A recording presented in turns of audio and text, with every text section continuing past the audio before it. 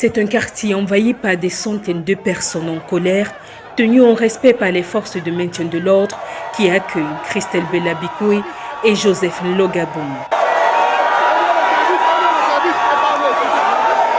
Les deux tenanciers de Tournedo en cavale, depuis la fuite de la vidéo montrant Dame Bikoué en train d'uriner dans une marmite de coq, sont entre les mains des éléments du commissariat central numéro 4 depuis quelques jours. Alors nos investigations faites à la suite de l'enquête qui a été ouverte ont permis que nous interpellons d'abord le mari le vendredi 14 février en lui tendant une embuscade. On l'a fait draguer par une petite en lui promettant une belle soirée de la Saint-Valentin pour qu'il s'amène vers nous. On l'a interpellé.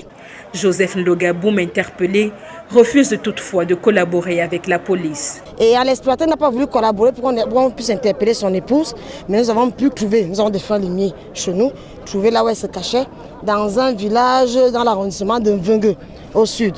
Le couple aux arrêts n'est toutefois pas passé aux aveux. Dans les faits, elle veut nous faire croire qu'elle n'avait de ce que son mari ne rationnait plus à la maison. Elle a donc uriné dans cette marmite-là pour lui prouver sa colère. Ce n'est pas logique et ça ne tient pas. Cependant, les témoignages des clients incriminent la jeune dame, notamment ceux ayant assisté à la destruction de son tourne-dos. Quand on a cassé, on a vu au moins 7 bouteilles de réacteur avec les urines dans les alvéoles de fruits avec les sels. Quant au fameux plat de coq, les témoignages relatifs sont accablants. Et elle servait le coq, une quantité de coq de 500. Toi-même tu vois, tu dis que mais c'est le coq de 500 ici comme ça. Elle dit que non, tu es ma cliente et tout.